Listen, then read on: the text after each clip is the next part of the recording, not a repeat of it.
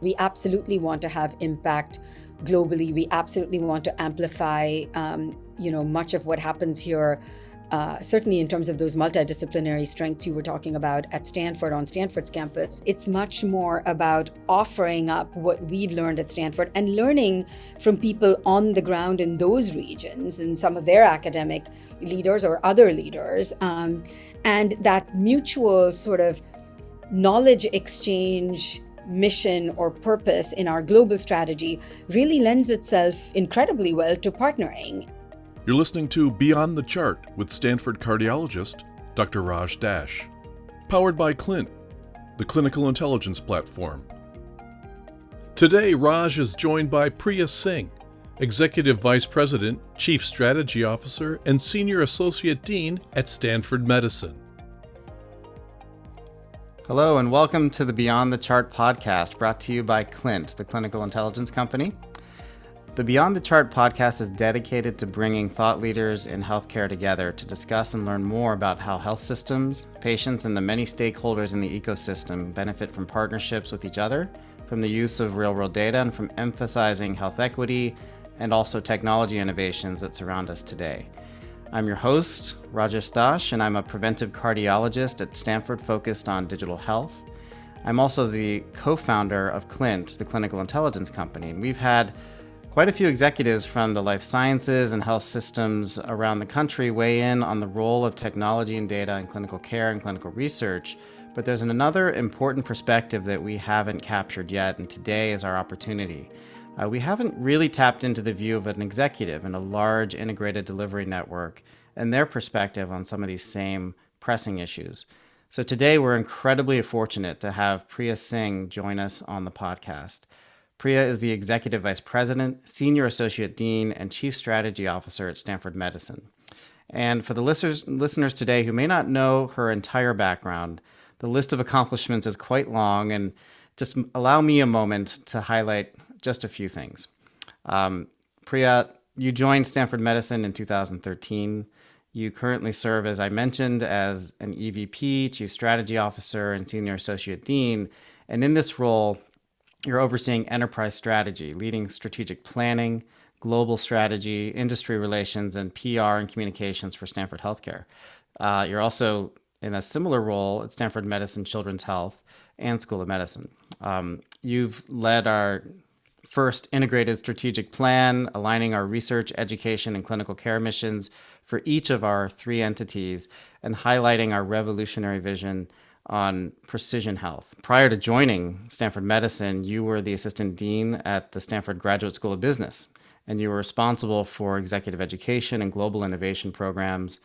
And even before Stanford, you were at Oracle, at Respond.com, and Levi Strauss. So an incredible array of experiences. And over that time, you've achieved tremendous recognition, recognized by Becker's Hospital Review, Fortune's Most Powerful Women, the Silicon Valley Business Journal's Women of Influence, and also you've been a tremendous mentor to early career women in terms of their leadership growth in their careers. And so from all of these achievements, you really have an incredible reputation as someone who delivers on institutional global strategy and brand initiatives over the last 20 years. So we're really fortunate to have you today. Thank you so much for joining. And welcome. Thank you, Raj. Thanks for having me. I wanted to just get started with discussing Stanford Medicine. A lot of viewers may not realize this, but the School of Medicine at Stanford and the hospital and clinics at Stanford are legally separate entities. And somehow I've learned in my 15 years as faculty that this somehow actually works, but it also means that there are two parallel org structures, and you've risen to a very influential position for all these entities within the organization of Stanford Medicine. Can you tell us a little bit more about how this role came to be in terms of the roles that you play with the organizations and how it's helped you in terms of really just getting things done in a complex organization? Yeah, thanks, Raj. I do want to say that was a very generous introduction, and also I don't know about being an influential person as much as I know that along with my peers, with the leaders of Stanford Medicine, and with my team for sure. It's very much a team effort in terms of driving some of these initiatives along, and certainly very much so in terms of being aligned. And just in terms of how this role came to be, and how sort of we view getting things done, I would say, what started out was when I first came to Stanford Medicine, I was in a leadership role focused on the School of Medicine, on strategy and communications, which is really all media relations and, proactive thought leadership. There's a lot in that internal and external communication space, and much more importantly on some level, because communications stem from our strategic journey, really was this idea that we wanted to be unified in our strategic planning and in setting our strategic priorities. And look, we started off building strategic frameworks and really looking at all communications as stemming from our strategic plan for the School of Medicine. And when David Entwistle and Paul King became CEOs of the adult health system and the children's health system, respectively, that sort of collaboration and partnership with the dean of the School of Medicine, who is now Dean Minor, is also VP for Medical Affairs. The three of them together really saw the value in moving from collaboration to really truly being aligned, and not just sort of sharing each other's journeys and each other's priorities, but sort of setting that direction together. And so for the team, it was easy to follow their lead in that respect, and to really look at ways in which we could examine all of the strategic priorities across our mission areas and think about then how sort of we could map them out in a more aligned way, sort of finding ourselves eager to be rowing in the same direction. No, that's fascinating. And being able to sort of, bring that different, maybe sometimes different schools of thought and different philosophies together is really something that sounds like it's a big part of what you do on a day-to-day basis. And in your role with the titles that you have, you often will see clinicians in some of these roles, and yet you're not a physician. So I would argue that you have sort of this medical doctorate by osmosis with all the exposure you've had to all things healthcare at Stanford. And your background, though, is coming from a really interesting and perhaps complementary world of marketing, right? And so I want to ask you a little bit more about that, because when your first sort of marketing position was at Levi Strauss, obviously a very well-known, very large company, and then even a larger company at Oracle, you led a massive marketing budget for them, and you left those industry positions and took this executive education role in marketing at Stanford's GSB. And correct me if I'm wrong, I think that's correct. And then you then quickly rose to be an assistant dean in global innovation, supporting entrepreneurs in other countries. What attracted you to come into academia and to GSB in particular? And then I think if you can share some insight into why did you then move to the School of Medicine and Stanford Medicine? Yeah, all great questions, Raj. And I love talking about this because I think I hope that some of the lessons I've learned through my journey are ones that, others can benefit from in some way. So the first part of your question was really about the fact that I'm not a physician. I'm not a scientist. And I've studied both in undergraduate college, and then in graduate school, I studied business. And that too went to both college and grad school in India. So I never really actually went to school in the US. I was born and raised in Mumbai, or Bombay, as I still like to call it. But here's what I will say, and I'll talk about this a little bit and then go back to kind of the early part of the journey at Levi's and how I landed at Stanford. I would just say that, I was extremely pleasantly surprised, not entirely shocked, but somewhat surprised at how much the physician and smart scientist population, our faculty, our staff leaders who have experience in those fields, our physician leaders welcomed someone like me with a business background, and with a bit of a global perspective. And they really quickly became great partners. And I thought, quite frankly, that I would have to work a little bit harder to win that trust and that partnership. But they really did come to the table with open minds and open arms almost in terms of welcoming a different set of lenses and expertise and experience. So that was wonderful. But it actually ties right in with another part of what I'm going to share, which is sort of the reason I came to Stanford in the first place. And so I did say I was pleasantly surprised, but not entirely surprised, for the following reasons. Look, I will say my early career days at Levi Strauss, and I spent, a good 9.5, almost 10 years there, were absolutely magical in many ways, particularly because you're talking, about a young person early on in their career, having come from a different country, all the way from India, and India just seemed further away from the US, 25-ish years ago. And it's an iconic company, an iconic brand, and certainly an iconic brand to market. And so to even just have that opportunity was a dream come true in many ways. But I learned a lot over those years, over that decade almost. I learned a lot, certainly about marketing, about brand, about teamwork, and many other things like that. But I learned something even more, which I didn't recognize until after I had actually left Levi Strauss, and that was learning about the fact that an organization's values mattered much more to me than actually my own career path.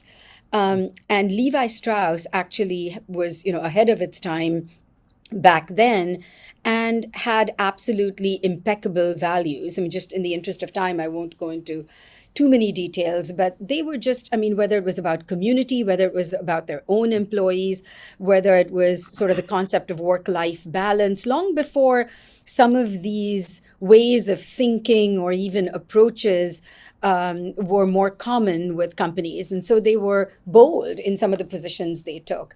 And it wasn't until after I left Levi's that I recognized how much I missed those values.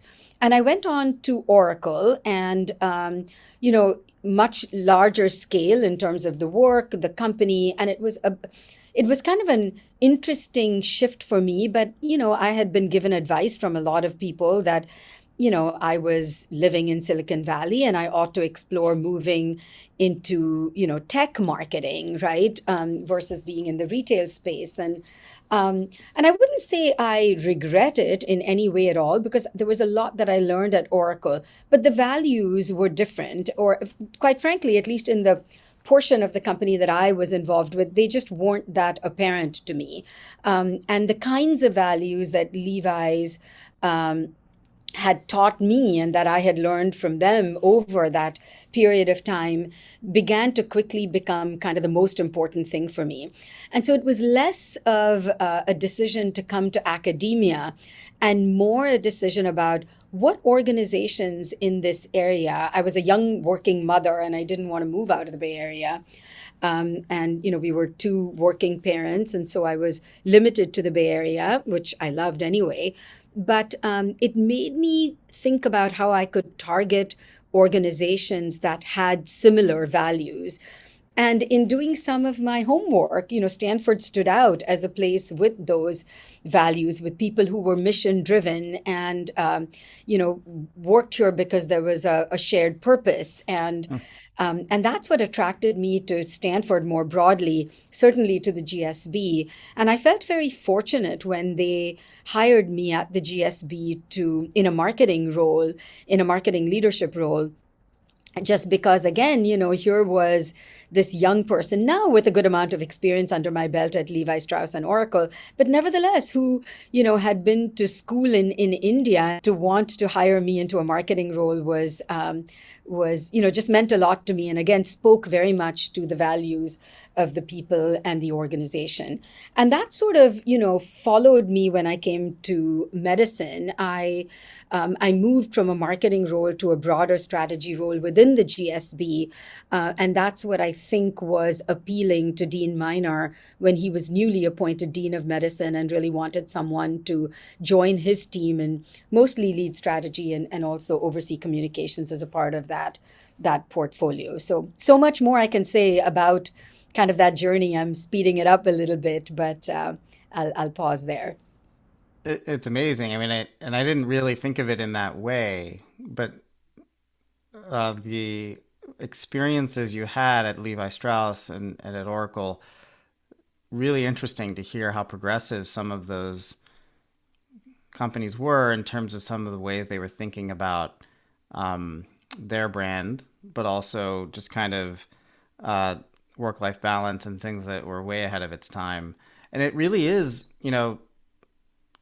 Stanford has a brand and it's significant. And I think I've learned working with you over the years how important it is to be a good steward of that. And I think you have obviously been able to do that, and yet still you have a lot of strategic priorities for growth and partnership. And so is that maybe one of your most challenging things? Is how do you grow Stanford Medicine and its brand and yet still make sure that you are a good steward of that brand with the responsibilities that come with it? Is that a challenge for you, is that you deal with every day, or what do you think?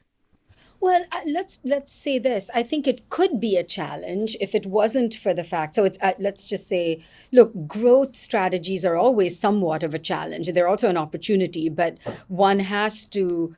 Certainly, for me, I think about growth as. When you think about growth strategy, it has to be measured. It has to line up with the overarching mission and not so much be growth for the sake of growth. Not so much let's grow and expand just to keep up with the competition, or in any industry or in any space. Frankly, it ought to be targeted, measured, strategic growth where you've been really thoughtful about how you want to grow, what areas you want to grow in, how does it benefit the overarching mission, etc. So in that sense, when you keep those sort of principles in mind, it's not difficult to think about what's right for your own growth. And in terms of being, to your point about being stewards of the brand, we're very much, all of us in leadership roles and all of us who work at Stanford Medicine, this, are good stewards of the brand overall, but we're also extremely conscious of the fact that we're part of a bigger brand, which is Stanford University. And we have a role and a set of responsibilities to be good stewards of that brand as much as we are stewards of the Stanford Medicine brand. And for those reasons, look, and as an academic medical center, and Dean Minor talks about this a lot, our CEOs David Entwistle and Paul King talk about this a lot, they're very conscious and very purposeful about the fact that we do need to grow to some degree, but we want to grow in a way that allows us still very much to be a measured part of Stanford University, and not so big that we take away from the other mission areas and other schools and other priorities that the university has in order to be a whole and complete academic institution in a way that Stanford, aspires to be and continues to be. And so I think, partnerships are a big factor here. And again, once we've thought about strategic and measured growth in the right ways, I think our leaders feel strongly that we can do much of that through partnerships, and we don't have to sort of expand our own footprint, whether that's, right here on campus, which again, we don't want medicine to be so big that physically in terms of our footprint that there's, that it's an unequal sort of relationship with other parts of the university. And so I think there's very limited growth on campus, but there are opportunities to grow a little bit as needed off campus. And there are certainly many, many opportunities.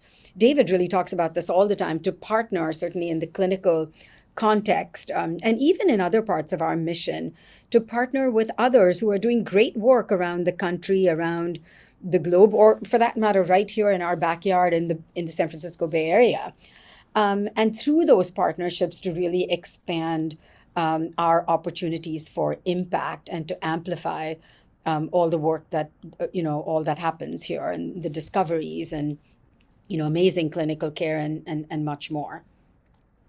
Yeah, I think that's really interesting, the balance with Stanford University and that partnership as well, right? In terms of, one of the things that I appreciate a lot about the Stanford campus is just the physical layout is such that right across the street from the medical campus is the main campus with the biology and chemistry and engineering buildings. And I, way back when I was an undergrad here, I appreciated being able to come over to the medical side.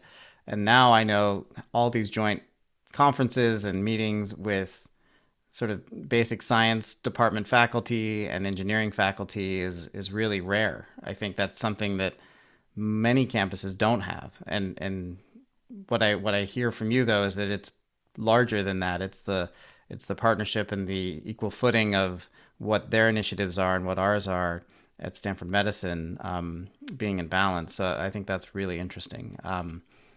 When you think about partnerships internationally, this is something that I know you have a deep interest in doing, but it sounds like that's even harder perhaps because those are different cultures in many ways and often different cultures, but also different philosophies. How do you find, similarities or alignment there with other organizations? Yeah, I think it's sort of an expansion of some of the same principles I was talking about. We do believe that the role we play in the global context is an important one for the same reasons I talked about before. We absolutely want to have impact globally. We absolutely want to amplify, much of what happens here. Certainly in terms of those multidisciplinary strengths you were talking about at Stanford, on Stanford's campus, we certainly want to amplify those globally as well. But far more importantly, I think we at Stanford Medicine are very conscious about the fact that this is not a one-way street globally. We're certainly not in the business of going and setting up sort of bricks and mortar, buildings or hospitals or even running hospitals overseas or even a research enterprise or anything. Instead, it's much more about offering up what we've learned at Stanford and learning from people on the ground in those regions and some of their academic leaders or other leaders. And that mutual sort of knowledge exchange mission or purpose in our global strategy really lends itself incredibly well to partnering. And so we've established some smaller partnerships. We're certainly open to the idea of bigger, more meaningful ones. There are plenty of ongoing conversations that we're having right now. But again, all of these under the umbrella of what is the best way in which we can be globally present. After all, we're Stanford. We're in the heart of Silicon Valley. We have 7 amazing schools. We have a phenomenal health system and a ton of absolutely brilliant faculty.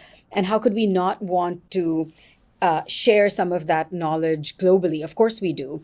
And by the way, many of our faculty have their own global relationships. You know this well. Not everything is sort of top down or centralized, but there certainly are more and more opportunities to think about global partnerships centrally, overarchingly for the brand and the institution, for Stanford Medicine, I mean. And we continue to move towards those and be attracted to those because we want to come together with people who are experts on the ground and then develop something that's mutually beneficial. It's fantastic. Yeah, it makes a lot of sense. I think the approach is refreshing. I like that. When you are thinking about sort of the roles that you've had, one of the things that Stanford has from a values perspective and a brand perspective is they're a leader in some of the technologies that are being developed. whether it's precision medicine or precision health, there have been a lot of thought leadership from Stanford in that space. We now have this new kid on the block, which is a major player, which is generative AI. And we're starting to see how that is being marketed by some of the purveyors of that, like OpenAI and Microsoft. And they're really marketing Gen AI as a solution to all of our problems, including in healthcare. And I was alarmed a little bit at some of the things that they're saying at some of these conferences that I've attended. That being said, there probably is a significant role for it in many aspects of what we do. What's your take on this? Are you excited, and what concerns do you have about things like generative AI and other digital technologies for how you do your job? And is that something that you expect may filter down to patient care eventually? Yeah, look, I'll start by saying I'm not an AI expert, and certainly in terms of even having deeper knowledge in the context of ethics or public policy or health policy, I should say, in how AI will impact all of us. I don't bring expertise to the table. My job is to convene others and help us kind of go on that journey together.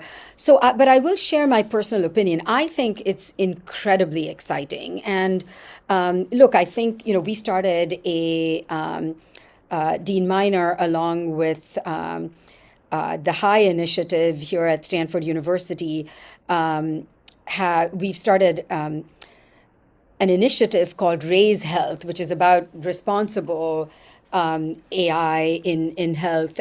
And honestly, I think that if we approach AI with what the massive impact can be, both for patients but also for providers, frankly, and we embrace it, but all with this sort of overarching set of principles that allow us to think about equity and allow us to think about being inclusive and being responsible in how we put some of these solutions into place. I think we then can make more informed and better decisions. And part of, again, my role is to bring those experts together. And as we roll out, at this stage, early pilots, at some stage, maybe more ongoing AI solutions, particularly in the clinical setting, I think it's a unique opportunity that we have with all of these experts who can opine and weigh in on where we're on strong footing in terms of knowing that we can bring equity into the picture as we provide some of these solutions, and where we can actually help in terms of physician wellness and other healthcare workers as well. I think we just need to move quickly but consciously, and make sure that we've taken some of those frameworks and principles and checked ourselves every step of the way, and be open to the fact that we might head in the wrong direction and have to rewind a little bit. But personally, I think there's a lot of opportunity here, both for patients as well as for providers. I've known you for a long time, had that pleasure, and you've helped me in my career. So I'm very thankful for that at many times in my career. But I'm continuously amazed by your ability to connect. You connect ideas to people here at Stanford and elsewhere. You connect ideas to even countries and other governments, and ideas to other ideas. And you've created magic when you've done that. And I wondered what qualities and skills you think are needed to have success in your role. And I'll weave this in with another question, because I think that those qualities and skills you've brought up before in other interviews. I was reading some of the other interviews you've done in the past, and you've talked a lot about collaboration versus alignment, and you want how alignment is so important and yet is very hard to achieve. And I just kind of wanted to get your perspective on that. And if you have examples, I'd love to hear kind of how you've approached this and give us a glimpse into some of those skills that are so important in your role.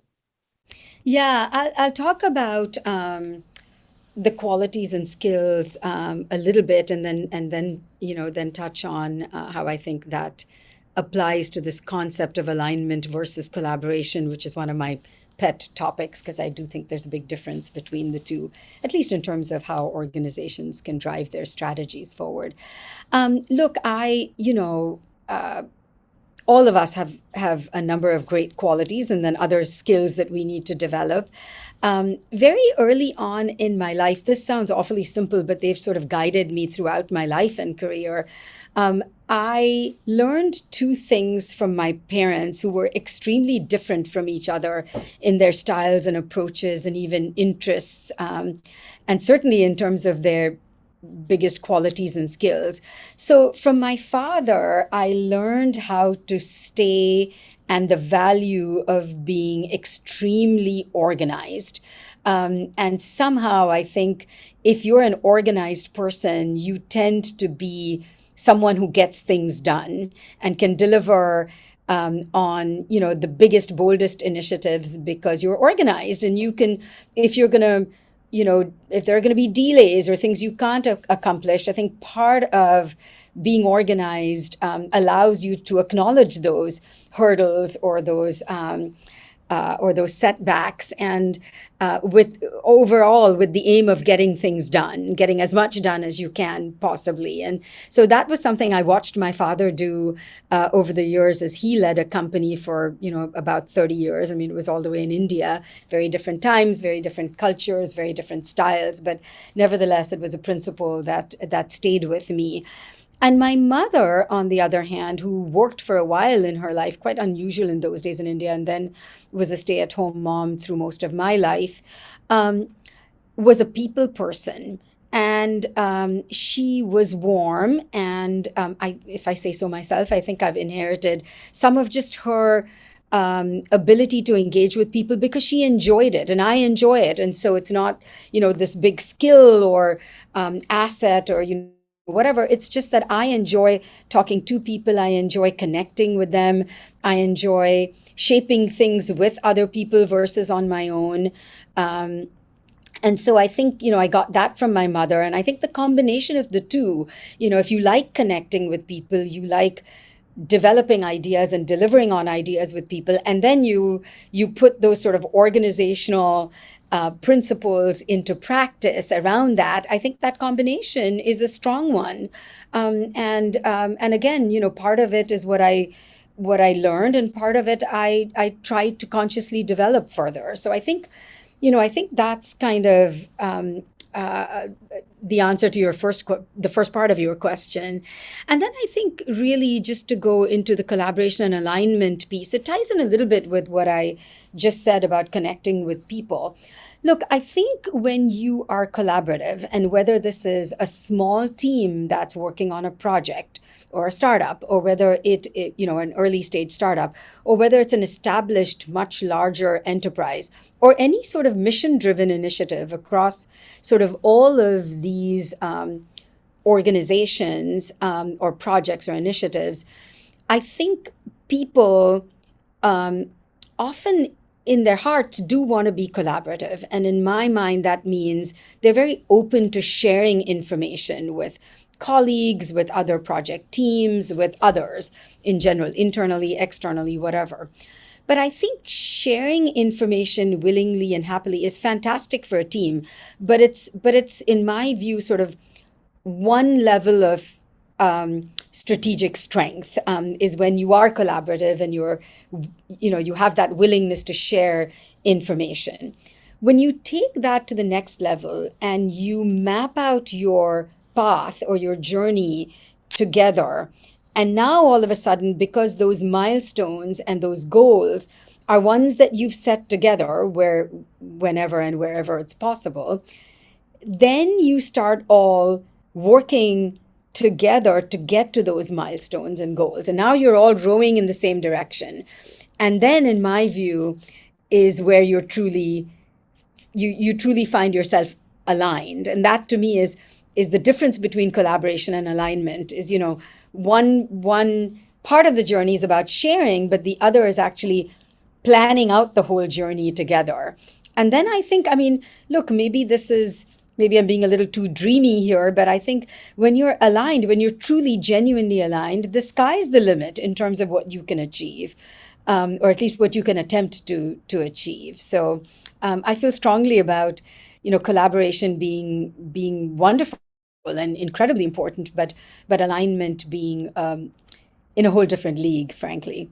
I love that. And, I think about all the faculty, just the faculty. I mean, there's so many other incredibly valuable people who contribute every day for what we do at Stanford. But like we have a new chair of medicine, right? You and Ashley, who, in my opinion, one of the truly great minds of our time in terms of personalized genomics, digital health. He's an author as well. I mean, crazy talented, but yet we look around, we have a ton of faculty who are amazing, brilliant. I look up to them every day, and they all have their own agendas, they all have their own ambitions, they all have their own programs. What is it like to herd cats like that, to get them not just to collaborate, but to be aligned? And what's your biggest win, would you say, in having done that in your career here? Yeah, look, I think it's important to pursue strategic alignment, even strategic collaboration, but certainly strategic alignment in a way that feels right for an organization. So you don't sort of pursue it by elbowing people too much in that direction, or not understanding what the strengths of the organization are and where to be aligned, and where maybe it's healthy not to be aligned, or not even to be collaborative, but to be working in your respective spaces. And I think Stanford's been a wonderful sort of learning and growing experience strategically, Stanford Medicine, I should say, for me in this space, because look, our biggest strength at most academic institutions, but certainly at Stanford Medicine, is that we are organic. We have absolutely brilliant people here, and we certainly don't want to get in the way of what they're doing in their labs, in their clinics, in their staff roles, or in their support functions, because our biggest strength is the fact that we leave people alone and we let them do what they do best. And I think what helps at Stanford Medicine then, as you said, herd those cats. I mean, it's a little bit of that, but it's not that difficult, actually. It ties back with something I said earlier about values and principles. Look, people want to get behind our mission, and they're here for a purpose. And there is absolute 100% alignment in the organization in that context. And that greatly helps when you try to set up a strategy and get people to align around it. Because even if their particular initiative or their particular body of work doesn't show up in the organization strategy, they can see the links and the connections, and it's our job in being collaborative and taking us to that next level of alignment to point out those opportunities, and to highlight those opportunities, and to connect all of those dots, right? And you asked sort of what I feel has been a highlight or an achievement in that sense. Some years ago, we launched the first ever in the history of Stanford Medicine integrated strategic plan. And this ties right in with collaboration and alignment, and even herding cats to some degree, all of what you and I have been talking about. But we had never brought our mission areas and our entities, our hospitals and our School of Medicine, our research, education, and patient care initiatives or clinical initiatives together in a more thoughtful, purposeful way. And we worked hard to make sure that we engaged the entire organization, even if it took us a little bit longer. We gave everybody an opportunity to hear the direction we were taking, to weigh in on the direction we were taking. And I think the launch of the integrated strategic plan, and by the way, we just did a refresh, and we now have what we call the ISP 2030 in place. But it was not easy, but it gave everyone an opportunity to get behind that mission and purpose, and to really amplify the values that we all share. And that's really what makes it a lot easier for them to be persuaded to connect those dots, or to get behind an integrated strategic plan. And, I can say quite proudly, and it's, who am I? Again, my role is to help facilitate some of this, but it's the great minds at Stanford Medicine and our amazing talent across all areas that um, really got behind the integrated strategic plan and really saw value in us being more aligned as we look at our future.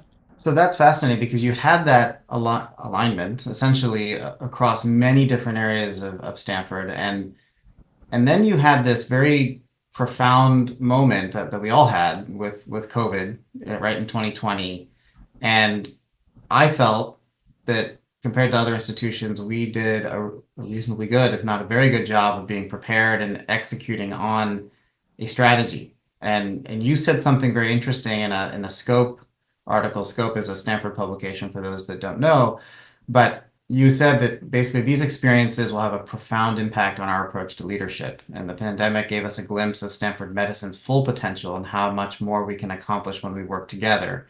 We are much stronger as one than as a collection of stakeholders.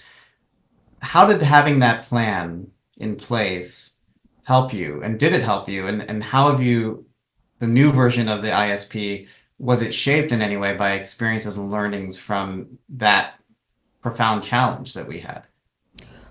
Oh, for sure, Raj. Absolutely. I mean, I would say that we had already come together in the journey around the ISP, and so coming together around a crisis, certainly one as huge and significant as the pandemic, became a lot easier, no question. But really, in addition to what we had learned through the integrated strategic plan and its process was really about how much we cared about each other's opinions, in terms of all stakeholder groups across Stanford Medicine. And that really it meant coming together and working to come up with solutions when we didn't really know what the optimal or perfect solutions were, right? I mean, there were so many unknowns, particularly in the early days of the pandemic, or then in terms of the vaccine rollout. Just so many things we had to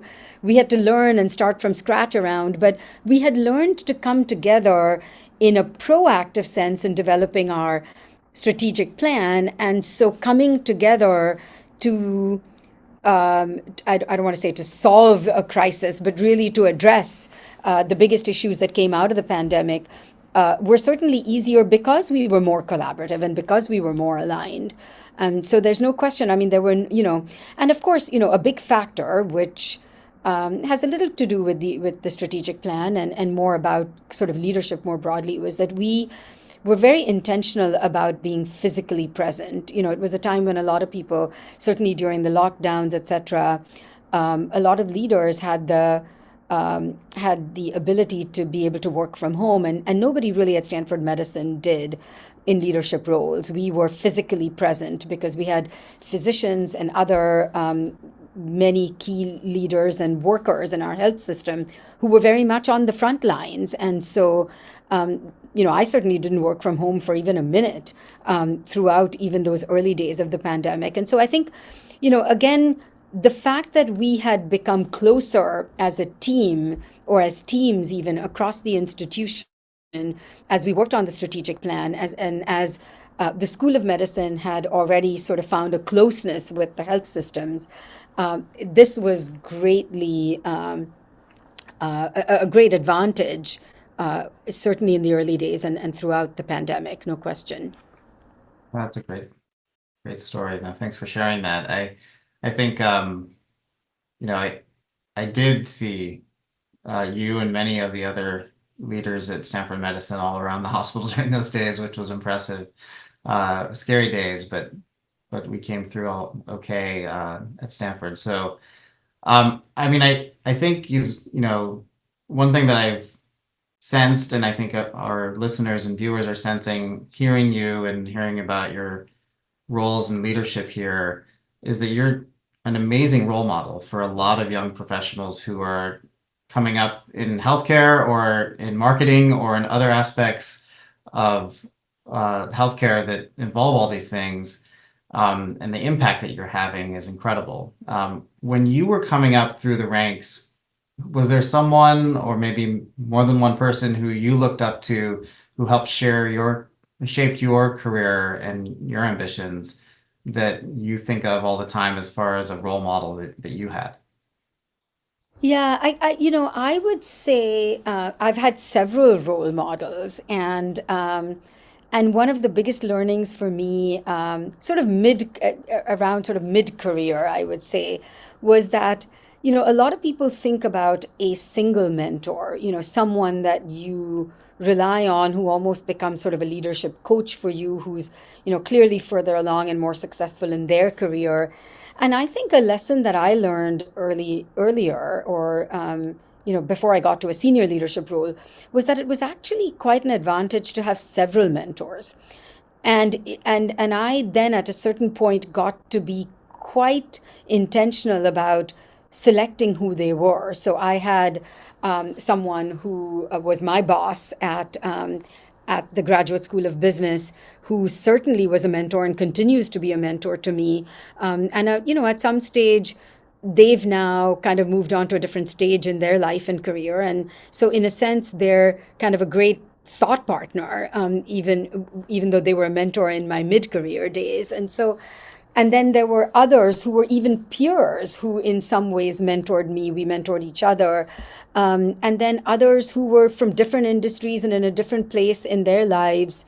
The more closely you work with them, the more beneficial coaching can be. Because if it's a once a month kind of conversation, it becomes a little bit more distant and theoretical. But if they're engaged in some of what you struggle with, or some of your big wins on an ongoing basis, then I think those kinds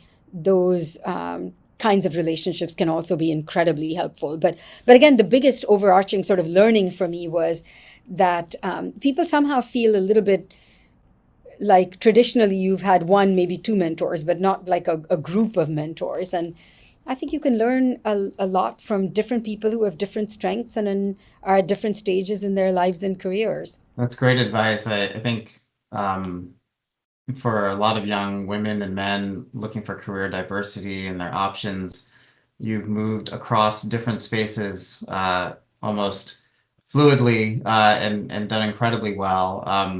Any other advice that you would give to some of our up and coming trainees and people in the industry for what led you to the success you've had? Yeah, there's one thing that I like to talk about a little bit, because it's something I learned almost um, not purposefully, but sort of just by bouncing around a little bit in terms of my own journey. And that is that, as you move up in your career, or further along, I should say, that's actually a better way to frame it.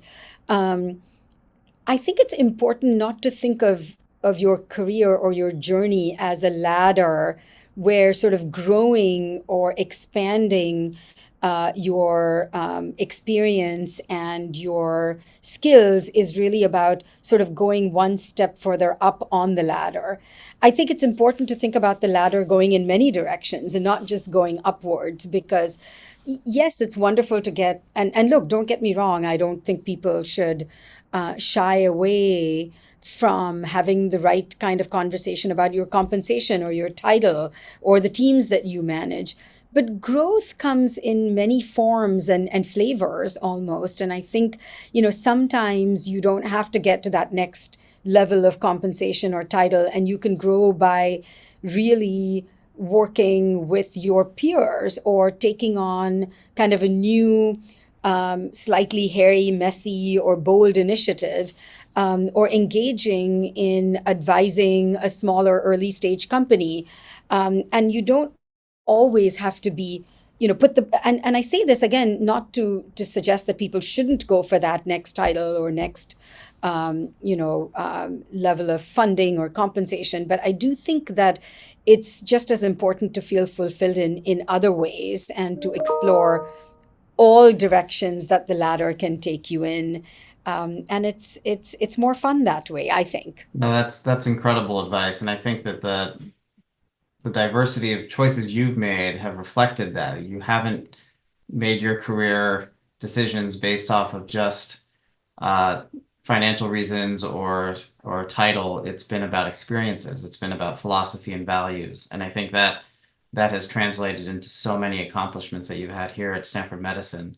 I really enjoyed this. We could talk for about 100 more things I can think about to talk about, but with our time running short now, I just wanted to thank you for joining us today and the time you spent with us and the insights you've shared. And looking forward to everything that you bring to Stanford Medicine and beyond in the years to come. Anything else that you'd like to say before we end today? No, just a huge thanks to you. Always delightful to have a conversation with you, Raj, and you bring a lot to Stanford Medicine as well as do many of your other and my other colleagues as well. So it's very much a journey with members of the broader team, and so grateful for the opportunities and for everyone. Thank you. Thanks, Priya. You've all been listening and watching the Beyond the Chart podcast. I'm Raj Dash, your host, and our guest was Priya Singh today. Thank you. You can find us online and look forward to seeing you in future podcasts. Thank you.